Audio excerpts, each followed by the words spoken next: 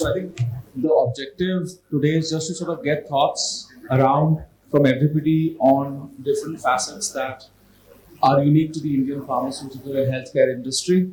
Obviously, we'll ask you questions from your perspective as GCs, and then we can sort of open questions to the floor.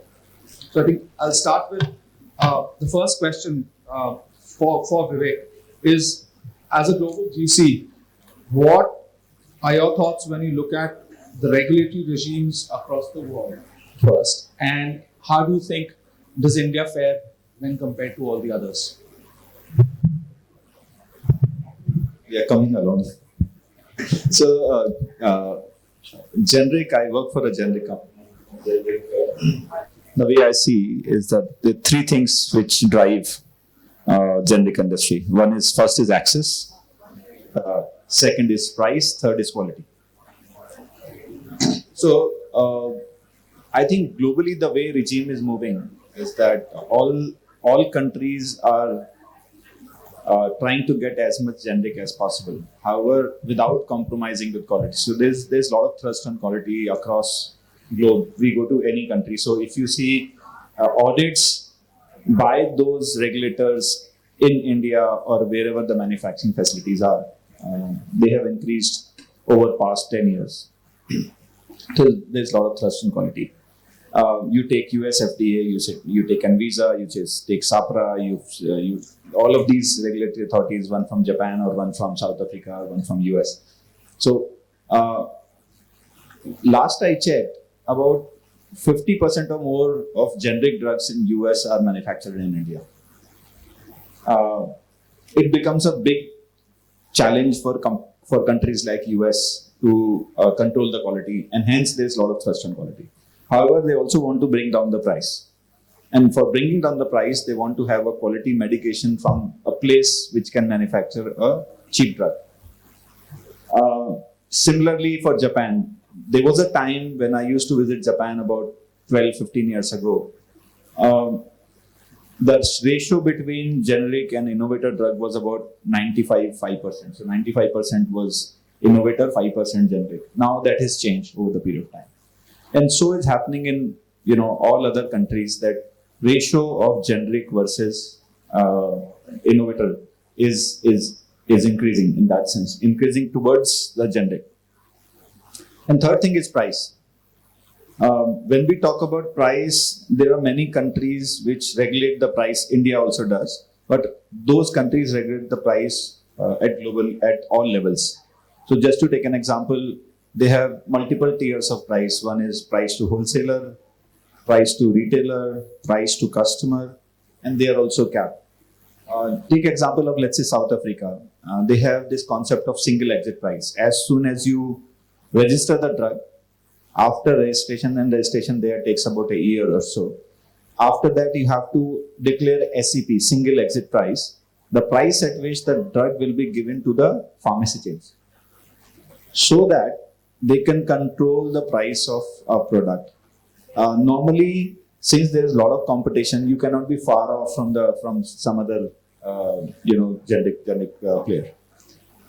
Now there are also regulations in many countries around the globe, and they are evolving, that whatever benefits you transfer after that exit price to the pharmacy chain, how do they regulate that price? So just to give an example, if I announce that I will transfer my drug at 100 USD to a pharmacy chain, now there are also regulations which say that I will not be able to do any other transaction with the pharmacy chain, so that to give them benefit to bring price down at their level. So I cannot give any kind of credit, I will not be able to give any kind of free drugs, I will not be able to do any other activity. However, pharmaceutical companies are also finding ways to deal with these kind of regulations. So overall, if I have to put, what we are seeing globally is that thrust on generic is increasing, however, without compromising with quality. People are also conscious about the price, but at the same time, they are also trying to calibrate that how this pricing mechanism is working vis-a-vis also insurance companies, because they also have a bigger role to play in jurisdictions like US, in jurisdictions wherever there is a developed economy. They also play a bigger role, and there are a lot of investigations which are there in US for increasing the price of a drug to a level that so that you can get a better reimbursement from insurance companies. So I'll pause here, but overall, quality again, access, and price. So I think out of all these three, quality, access, and price definitely. Access, yes. I think right now the global sort of talk is about quality of drugs coming out, and you had situations there. So just wanted sort of your thoughts on what is it? Is it a legitimate concern? Is it a concern because there's just one fish that has sort of spoiled the pond and ruined the reputation? Just your quick thoughts, and then I'll open that to the rest of the panel on this part. So, as I was saying, if you see for any country who's dependent upon generic drugs on a specific country, for them it becomes a national security issue. So, I'm not suggesting for US it is national security issue, but I'm saying think from their perspective. So, let's say we are supplying 50% or more generic drugs are manufactured in India for US.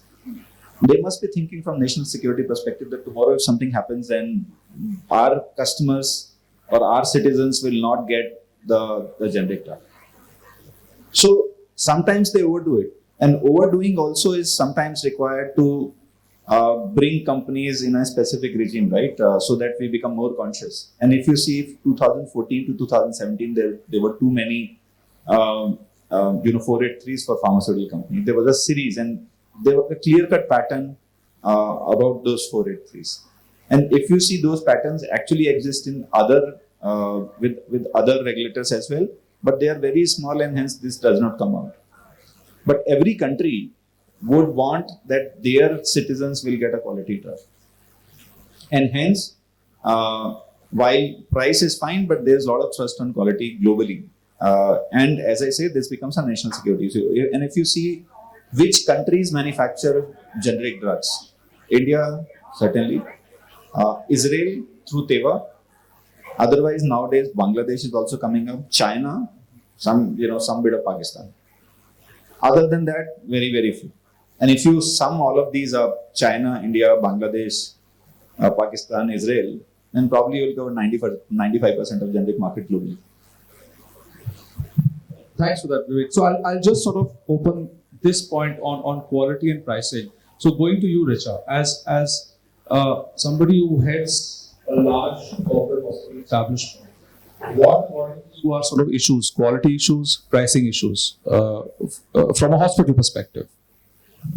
From a hospital perspective, I think pricing issue is a secondary issue. The primary issue is a quality issue, the issue of trust.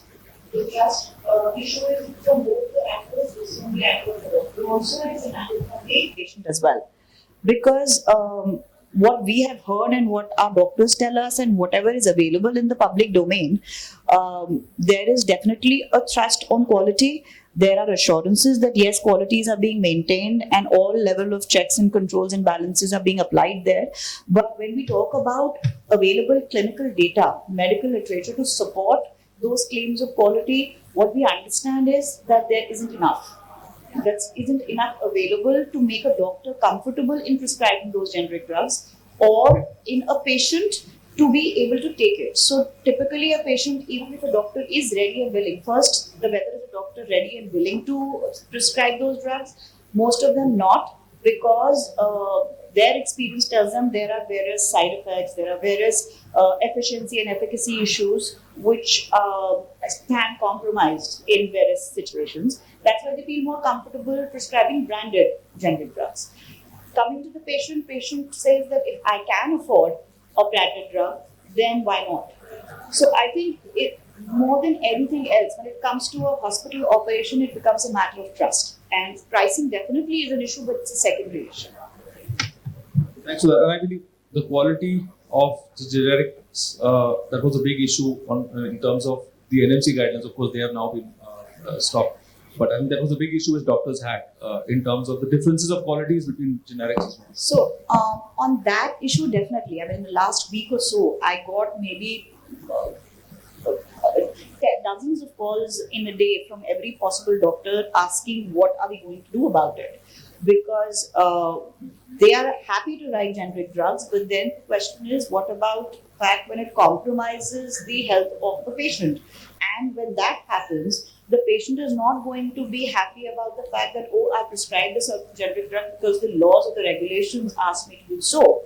There is a very genuine and a very real fact that the doctors will be sued by the patients in case of any kind of deficiency.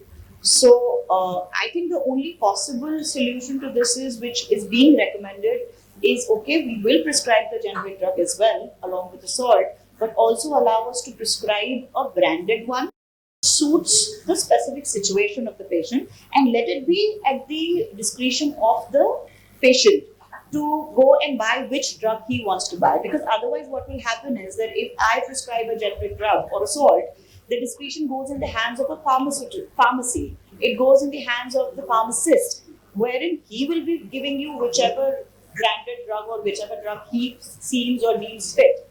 So that, I think, is a big question. For that. So just moving on to Shravani. So Richa used the magic word "sue" in her response. So immediately my thought went to you. When it comes to quality of drugs, if a drug is of bad quality, there is a regulatory liability. There is also a liability from a consumer perspective. So just wanted to share few thoughts on these two perspectives from a liability perspective on quality. Yeah, so I think what Richa just mentioned, and also what Nikhil mentioned, that quality is one aspect of drugs that is very, very important. I think, and of late, unfortunately, India has become has gained certain attention which is not warranted because of the recent instances that has happened. And I guess from a regulatory perspective, I think the government does acknowledge that and has been trying to get into some kind of a quality control checks in place. Like I understand that the good manufacturing practices has now been made mandatory even for the MSME sector as well. And they have been given a very strict timeline to follow this. This basically also shows that that the government does recognizes that in India there is a lot of ecosystem where the big farmers uses smaller units to get the manufacturing done, and therefore the quality check at that level is also very important. Coming to what the NMC provided about just prescribing the generic drugs, the generic names of the drugs, I think this was already there, but obviously not a mandatory requirement, and obviously didn't have any kind of a regulatory consequence to it. But now that there was, I think that particularly brought in the fear which I just mentioned, that from a liability perspective, it becomes very, very serious for a RMP, because it's like a double sword for them, because if they don't follow it, it's a liability under the NMC regulation, and if they do follow it and there is an instance where the patient doesn't recover or has a adverse impact on his health, then they also have a avenue to sue the doctor in the civil court and the consumer forum, and also in some instances a criminal liability as well. So yeah. Thanks, Shabir. So, Mandra, moving to you, same issue, quality, pricing. So you had the legal function of a very well-known e-pharmacy player in the market. What are your thoughts on quality issues and pricing, if I may? So, from an online perspective, it's same as it works on an offline perspective, nothing different. It's just that the convenience which comes along with it. But for a customer, the main importance is what actually Richa mentioned, is the trust. I think that's the key aspect, and basis which I think the customer is with you on your platform is because of the trust. It doesn't impact the prices much. Prices are a secondary parameter to it. But what exactly prevails is if you are able to create a trust with the customer, and that too when you are in healthcare, which is itself a very sensitive area, that prevails. And if you are providing a trust, that is, if you're providing a right medicine at the right time, etc., and if you're able to build that relationship with the customer, they are actually back to your platform also. So net, nothing different between an offline and online. The trust is the key parameter which prevails. So I think the takeaway from this question would be quality equals trust. Price is secondary. Would I be correct in assuming that? Vivek has a different thought. So I think we are talking sitting in Delhi and Bombay. We should go to a rural town and see that how price plays out. And I don't want to name companies, but there are companies which were made on 1+5, 1+10 kind of, pushing their drug to the pharmacy chain and telling pharmacy chain that why don't you replace at your level? Tell customers that this is a cheaper drug. That's it. And I've lived in a small town, so I know that if you go to a pharmacy, he will say that, oh, it's same, no, the molecule is same. They won't talk about whether it was manufactured in an FDA approved plant at Dr. Reddy's or ABZ Pharmaceuticals Private Limited somewhere in Ahmedabad, right? Which may be an entity. ABZ. I don't know. I'm just saying that yes, for them it becomes a price sensitive issue. So I fully don't. For us, yes. For metros, I agree. So for non-metros, I don't know. Yeah, for metros, trust I think is a very important parameter. I'll still say, because we have all type of customers. So for example, they place an order coming on the platform, which is the best coupon you can apply, I can get it for a lesser price, etc. Offline is offering me for this, online. There have been parameters when everyone tries to negotiate. But net, if you see the crowd that we have on the platform, 70-80% are very sensitive about the trust factor, because there is generic salts which are also there in the different type of prescriptions that we get. So there are multiple type of prescription that we handle, but still if I have to put a percentage there are major lies with the trust factors, because they go for branded in a lot of the times, because the cure is more important for them at the point, at some point, is what exactly is the general analysis from the data that we have. Sorry, one more point, and I'm playing against myself, right? I come from a pharmaceutical company. Why they go for branded and high priced drug? Because the MR visits the doctor. And that's in MR. That's a can you don't want to open. But yes, I will say that I've seen situations where, again, doctors have said to patients, this is an actual situation that, oh, this is the main brand and this is generic. आप decide कर लीजिए, original वाला यही है. You know. The data that is there, customers have gone for the branded one, compared if the salt name was there in the prescription itself, customer support team tried reaching them, asking for it. So that is what I'm saying. It's both-sided, because we also wanted to think of putting live generic at a lot go, and we were working with government a lot of things. But the data that came at that point of time, I think, was more influenced with branded. It helps in your thing. So what I am saying is that generic, if you go to US, nobody talks about brand when it goes to generic, right? I think we have to move to that regime in terms of quality. That brand per se overall should reflect a trust. So let's say if you go to a pharmacy chain, somebody should say that they are manufactured by Dr. Reddy's. I completely agree. But then which brand of Dr. Reddy's should not matter. Generic should be equivalent, completely equivalent. There should be copy. I absolutely agree, and I think there's nobody in this room who would say that you're incorrect there, that yes, the way forward, the future is movement towards generic. But then the responsibility to ensure that the generic is as equivalent and as efficient and as safe as a branded is on the government. Unfortunately, the situation today is that without giving that assurance, without making sure that that's the case, the regulations are coming out to say that generic, avoid branded and prefer generic. That's where the complexity arises, and which takes us to the next question. That was a very nice way of saying, okay, enough of this. But I will be sending a mail to all of you. It is this, yes, absolutely.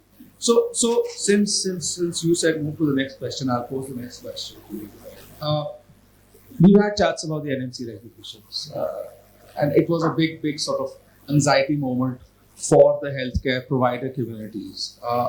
As the GC of a very well-known healthcare hospital or institution, the NMC regulations came, they created waves, and they were withdrawn. Now, what, according to you, would be the lessons learned I have a feeling they'll come back in some form. But just wanted to get your thoughts on what are the lessons, and then I'll ask the same question to the other. The biggest lesson to be learned is that yes, we have to start getting ready.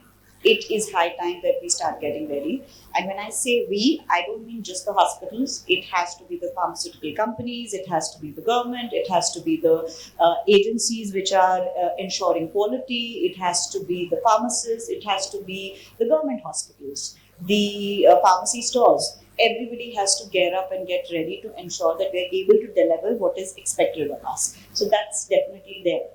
This NMC regulation has not just made waves, it basically was a tsunami for the doctors, which thankfully got averted, and we're still waiting, as you rightly said, in some form, in some manner, it is going to come back, if not this year, maybe next. I'm wishing and hoping that it is a more balanced approach, it's a more reasonable approach, a more practical approach, and not just a diktat. Not just a regulation or a directive which does not have any regard for the realities of the world. Now, as Vivek very rightly said, that price may not be an issue for metro cities, or even in the metro cities for maybe people who are living in GK or maybe CI Park or Gurgaon and all of that. Okay. Yeah. But it is an issue for people who are living in the same localities but in a lesser privileged area. So price is definitely an issue wherein they go and say that I want a drug which is not expensive. That's the complexity we are looking at. In healthcare, the biggest problem in healthcare is that we're dealing with human life. We're dealing with something which is very, very sensitive, which is a fundamental right of a patient, of any person. And the responsibility of ensuring a fundamental right is squarely on the state.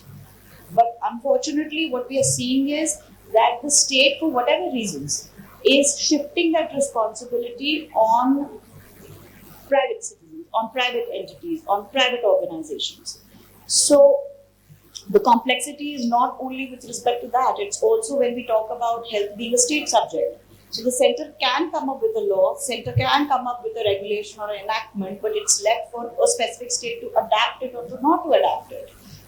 Then we are talking about a complexity where what infrastructure is available. When a clinical establishment act comes about, there is a small nursing home which is going to comply with it, and there is a tertiary hospital which is going to comply with it. The resources available to both will be different. So the level of compliance will be different. Coming to the DPDP Act, which we have to comply with, in all probabilities, hospitals will be a significant fiduciary, data fiduciary. Now, maybe a Fortis or a Max or a Vedanta or a Apollo can do the audits and the assessments and appoint a data and a consent manager and all of that. Sorry, not the consent manager, but a data manager. But what about a small nursing home? The security measures. So the law has to come up looking at these realities. And I absolutely agree that there is a requirement of confidentiality and privacy, and that also is a fundamental right. But I really feel that a lot of thought needs to go into any regulation on a very, very practical level before it comes out. So that's what I hope for the NMC as well. Thanks, Richa. So I'll just move that question along to Vandana. This has connections to the digital health space, and that would be my question to you, which I'll just put in. But on this, on these regulations, the NMC regulations, the data protection regulations, how do you see those impacting the digital health space platforms? Yeah, so per se, if I just see the NMC regulations applies to doctor, and when it comes to platform, we don't have to end up doing much around it. But yeah, still considering the specifically on the telemedicine's guidelines. So if the doctor is providing an e-consult or a telemedicine consultation through our platform, etc., we being as a platform needs to provide them requisite technology support. Also, we need to ensure Not directly, because we are an intermediary under a position under an IT Act. It doesn't apply to us directly taking an onus of the profession, because whenever doctor is providing any consult and whenever they are doing the discharging their responsibility, they have to be governed by an NMC rather than we as a platform picking up the responsibility directly. However, under the telemedicine guidelines, whatever is required to be undertaken for providing requisite platform technology conditions, IT support, etc., that is where in the role lies. So, net, it's up to us to see the IT Act much, not from the NMC perspective directly. What about data protection? Data protection, yes. Let it get notified from perspective of we implementing it. Yeah, but data is still actually a lot of the players online, because health is a sensitive data. It's always been considered as a sensitive part, and all are being governed through the privacy policy, managing a lot of stuff. So there are certain aspects of consent and all which are in place, but still it needs to be a little tightened from a perspective. But if we see the other players, e-pharmacy players, how it's been operating in the health space, we all have been very sensitive about the data from the start also, just that it's little been tightening the process more. Shabani, just from you, thoughts on NLC, the withdrawal. I mean, does the government sort of, please don't hold it against me, do they think before making the laws and then they suddenly, we can say it, we are lawyers, no problem, I'll say it in court. But yeah, a law comes out, it creates waves, and then suddenly it's withdrawn. What are your thoughts on that? Should there be more stakeholder discussion? Yeah, definitely there has to be a more thought-through process before they bring out something and then they have to retract, because that's what we've been seeing of late. Like for the DPD, it's there, it has passed, but it's still not notified. We don't know when it will get notified. The labor laws have been around. We don't know when it will get notified. The NMC regulations came, as everybody knows, they created a lot of wave, and now it has been put in abeyance. The process, I guess, needs to be more streamlined, because this does not help anyone at large. It does not give any comfort to the audience that it is targeting.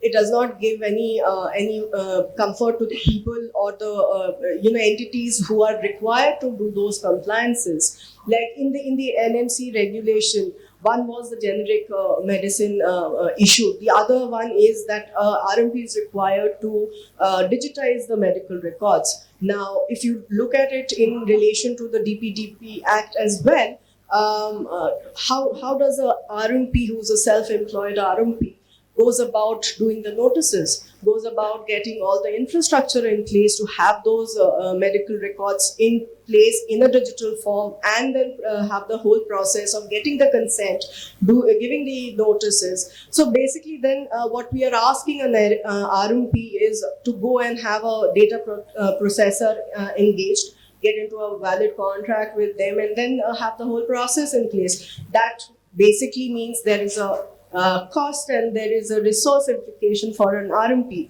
And as Richa pointed out, you have to realize as to that the different realities of different stratas at which these medical people, as well as the other companies, hospitals and pharma companies, are placed, for it to be for them to be able to comply with these requirements. Now again, the one of the other thing under the DPD is to ensure that whatever has already been in the past, you get the notices obligation fulfilled for that. Now the Act doesn't provide as to how far back do I need to go. So it just seems like the government is right now in a hurry to get a lot of laws out, without actually having, I guess, more robust stakeholder consultation happening at every stage. I would just like to add a little bit. So I think we always talk about, when we are getting FDI in India, that there has to be ease for business, ease to do business. Similarly, the approach here should be ease to operate. We cannot make laws, regulations which are so cumbersome, so compliance oriented, that the actual purpose of the operation or the practice of medicine gets lost in that. That a doctor is more concerned about paperwork and more concerned about signatures and more concerned about filing it and maintaining it and recording it, and healthcare becomes secondary. That will fail the purpose. I was coming to you. I knew you were itching. But you're right. I think what's happening is that the practice of medicine is becoming sort of subservient to existing regulations, and doctors are thinking twice before doing anything. A day might come when the lawyers have to think twice. I just hope and pray that doesn't happen. But yes, moving to Vivek.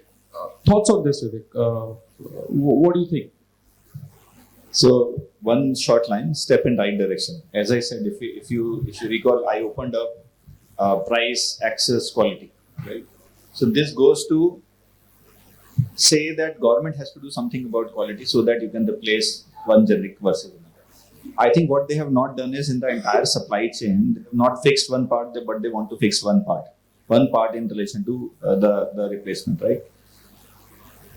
I would say Indian medical system, we are all saying that it's not so good, but I can say, sitting here having a global view, that Indian medical system is far better when you compare with the medical system in US. I'm not talking about the quality, but I'm talking about system. Okay. So quality is something different, that what qualities of doctors they have, what kind of facilities they have. But system per se is far better. I'm sure that we have all gone to US. Can you go and buy let's say a medicine which is not OTC in the pharmacy chain in US? Answer is no. Here you can. No. So Is that a good thing? no, I'm coming to that. So ease of everything in India is far better versus ease in US. In US medical system is primarily driven by insurers and not by anyone else, if you see. In India, at least, that has not happened. We are again moving in that direction, which is a bad direction, because I can give thousands of examples like that. That when you go to a hospital, they will ask you how much insurance you have, and based on insurance, they will suggest you a package. And when you check out, you will have exactly the same amount or almost here and there. You'll not be able to say anything, I know. But what I'm saying is that Indian medical system is still far better if you compare with, in terms of ease. Step in right direction, NMC, answer is yes. Whether we had to do something else before NMC, answer is yes. Probably we should have fixed the quality issue, which we have not fixed. So first is fixing the quality. What I was reading is that out of all drugs, our drug department FD only checks 0.1%. And that's the data which is available in public domain. So with that, how can we move to ensure that the quality of drugs are equal versus other? So, by the way, it is not withdrawn. NMC is not withdrawn. It is held in abeyance. It will come back. It will come back in different avatar probably. But yeah, it will come back. So I think the common thread that's coming out is that enforcement should be there on part of the regulatory authorities. That's one. Second is, as far as NMC is concerned, Vivek, a very quick question. There were a lot of restrictions on promotion which are identified in NMC. Now, NMC, as you rightly corrected me, is been put on hold. But my understanding is that the restrictions on promotion still exist as they were. MCI, UCPMP, well, UCPMP is a guidance document. MCI is for applicable to doctors. And then, of course, you've had certain Supreme Court decisions on how those are going to be treated in terms of tax waivers. So, on the industry, from an industry perspective, do you think NMC being stayed, stayed is not the right word, but NMC being put on hold affects the industry, the pharma industry? So if you see, even in earlier, we are back to, by the way, earlier regime. Even if you see, today these activities, whatever we do, either we do CMEs or whatever kind of value transfer we do, they are not illegal. You can still do it. However, you will not get income tax benefit, right? Right now, the enforcement of all of those in relation to doctors are not that much. I think what NMC did was, it created an aura of that they will get into enforcement mode. And that's why there was so much of tsunami. If NMC comes and there is no enforcement, then we'll be back to the same regime. So I completely agree with you that those restrictions in relation to RNPs still exist. But unfortunately, there is nothing for pharmaceutical companies that you will be penalized other than financial. And the financial penalty is that you will not be able to claim it as an expense in Income Tax Act. And hence, if you are spending 100 rupees, then probably you can consider you are spending 130 or 140 rupees. And that's how, whenever people discuss it with me, I say that pharmaceutical companies will, what they will do, if they have budget of 500, they can increase the budget to 700, right? Crores or whatever, right?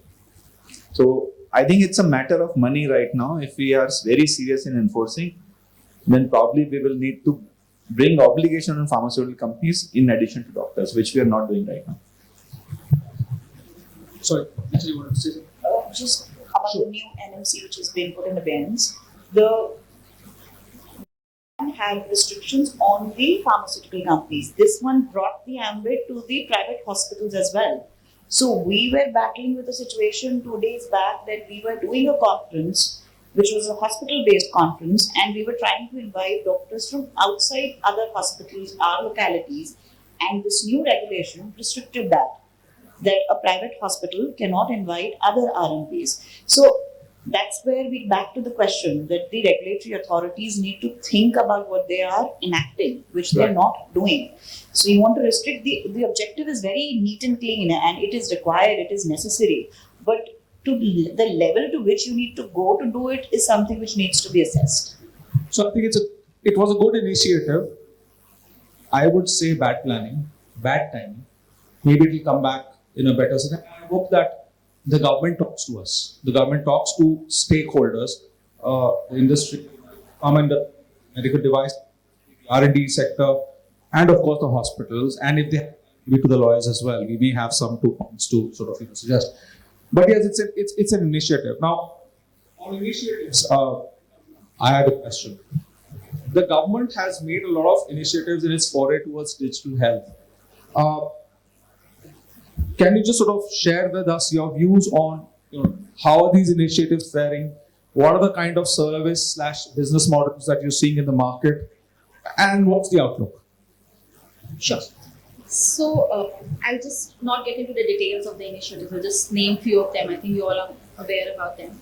For example, like Ayushman Bharat, COVID, Arogya Setu, E-Sanjeevani, telemedicine guideline, National Health Portal. So what does it show actually?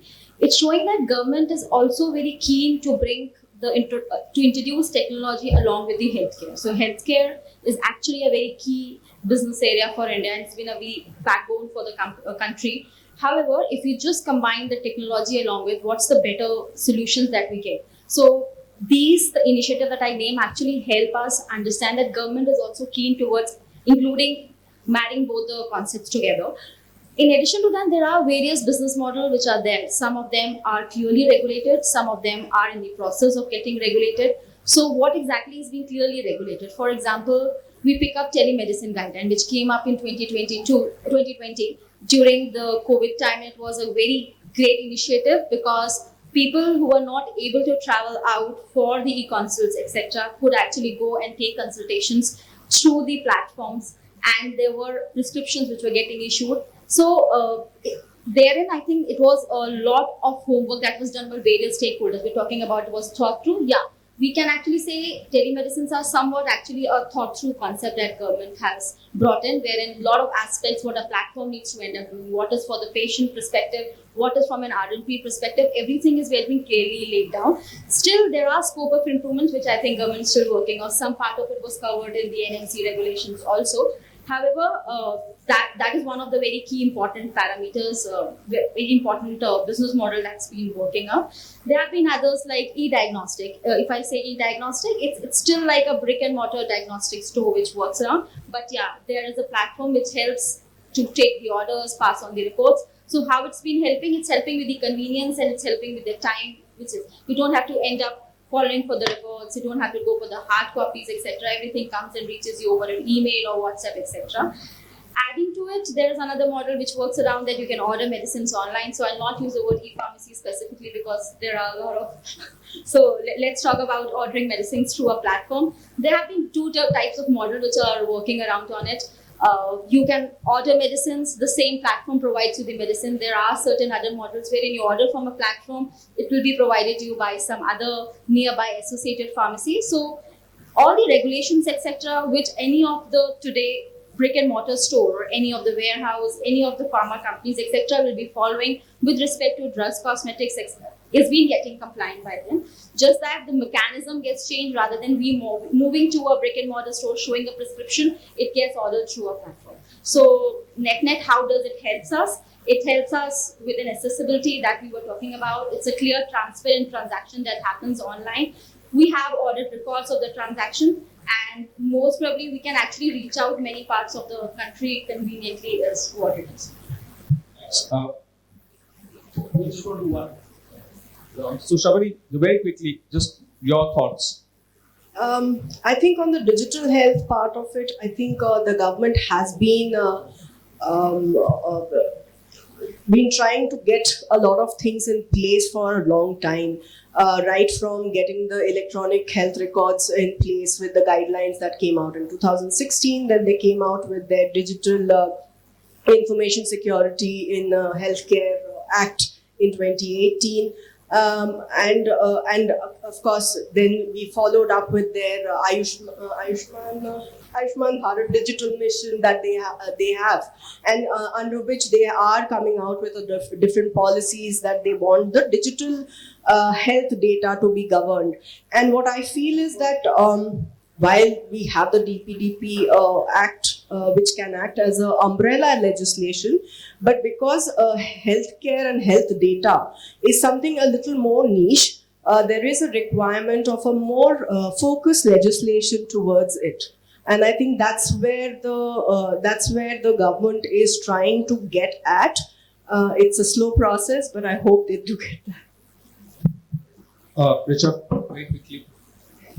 I think the future of healthcare is digital, and we need more robust laws, we need more clear laws, we need specific laws to regulate healthcare in digital space. Generic laws will not be helpful, they will be more cumbersome, they'll be more compliance based, and they will make healthcare secondary. So, Thanks. Vivek. Say future is digital, certainly. If let's say government is not going towards digital, then probably we'll be cursing them right now, all of us, that they are not doing anything. So yes, they are there. I'll be very happy. There's more work for me. So yeah, I think So future is digital. What a lot of people don't know is that bodies like us, we have created a body which are also digitalizing the supply chain.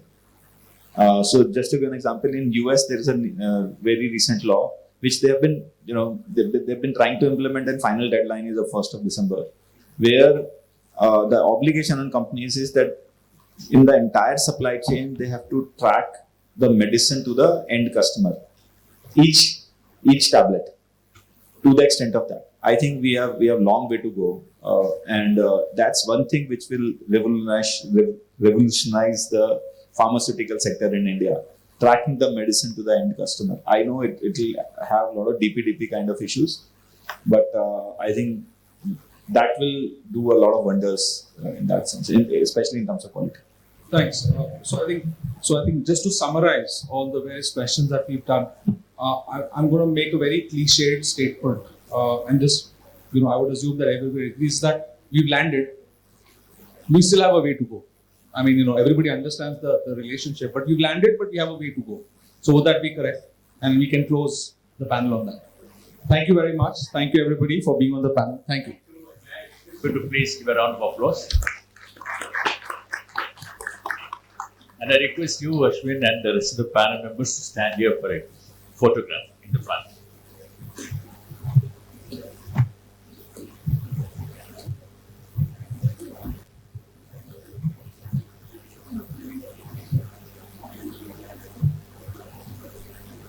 Ladies and gentlemen, we are going to reconvene exactly at 2:30 for emerging regulatory issues, online gaming, fintech, and insurance. Please be here at 2:30.